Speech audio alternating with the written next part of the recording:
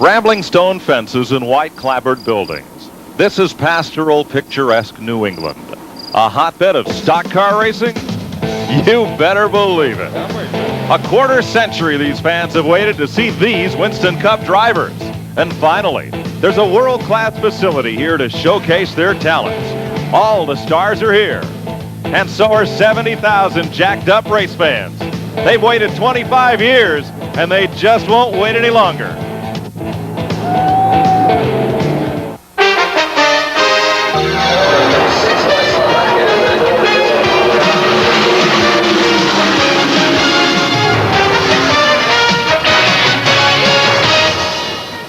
Today, a dream becomes a reality here at New Hampshire International Speedway. Every one of these 60,000 seats were sold out on that snowy winter day when they went on sale last January. Today, New England proudly says we too are part of the most competitive motorsports in the world.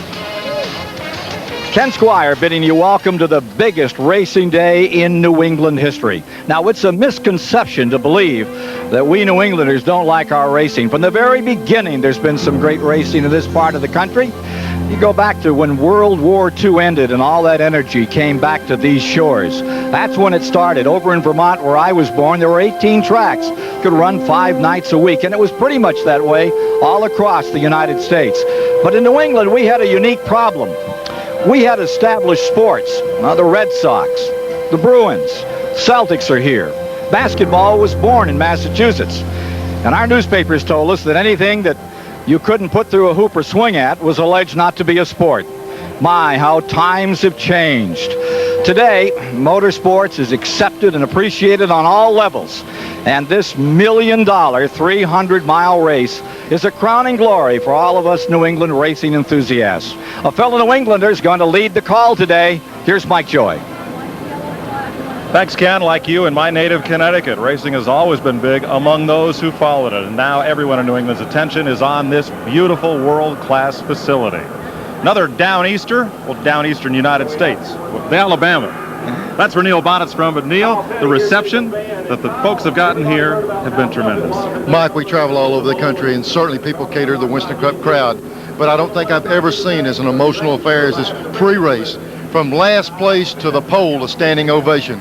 The fans have been great up here. They've had good racing through the years. And I think, in turn, the Winston Cup drivers are going to try to put on one of the best shows they've ever had. Well, the fan response has been tremendous, but there are some familiar faces here, like the one on the pole. He's been there before, but Victory Lane, that's been another story for this driver. Here's Glenn Jarrett.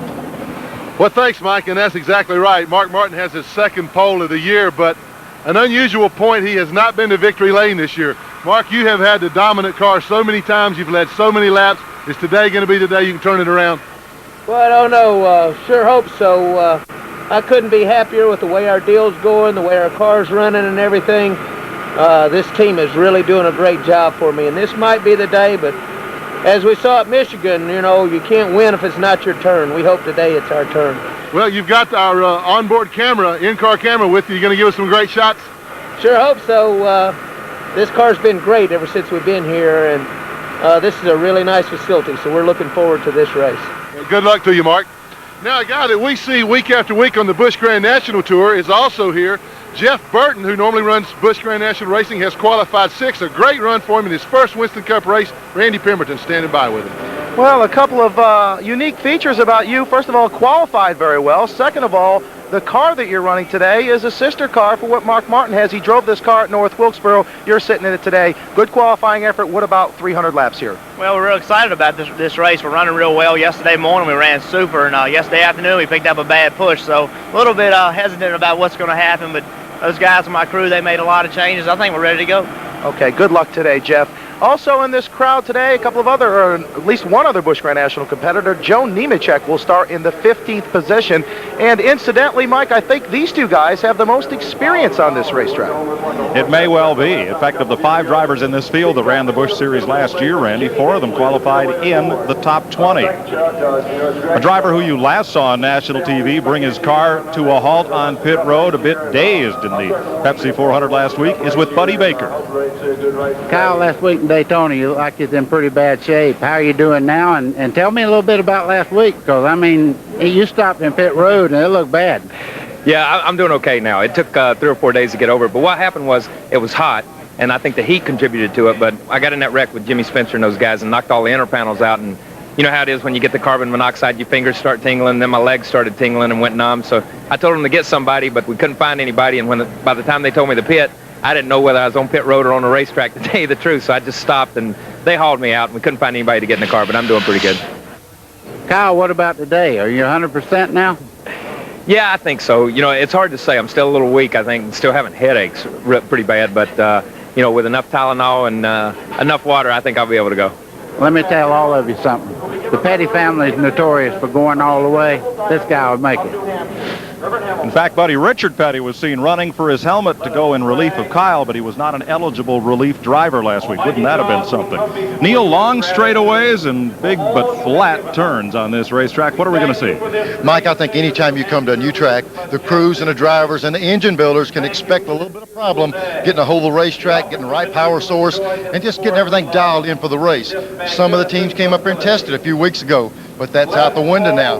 Big heat wave in this part of the country. Track's totally different, so I think the thing we're looking at, scramble all day, try to get the car dialed in during the race, and see who's good at the end. Well, now, we're more used to 400 and 500-mile races on the super speedways. This one's just 300. This one is just 300, and this 300 is going to be a doozy because they can sprint race this thing. These drivers are capable of 300 miles flat out, and they're going to have to do that.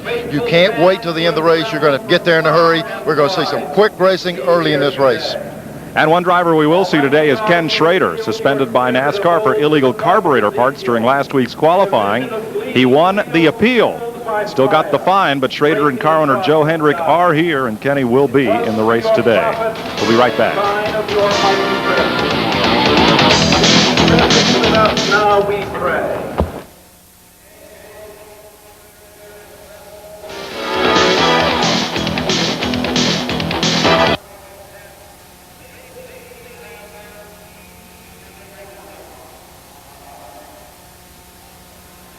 TNN Motorsports exclusive coverage of the Slick 50 300 is brought to you by Ford and your local Ford dealer. Have you driven a Ford lately?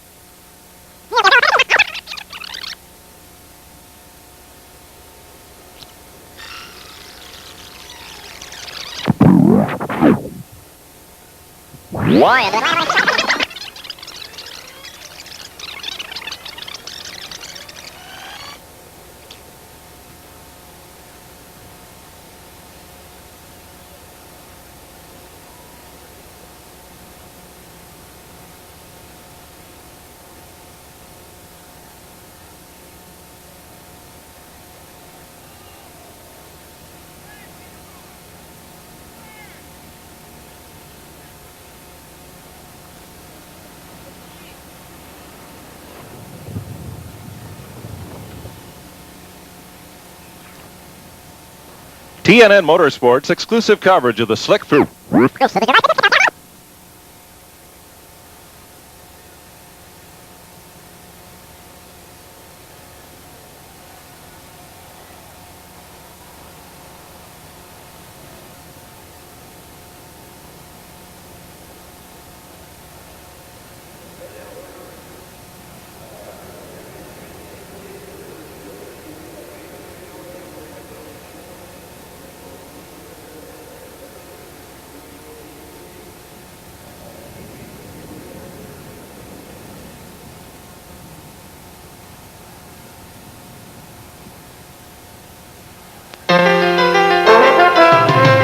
TNN Motorsports exclusive coverage of the Slick 50 300 is brought to you by Ford and your local Ford dealer.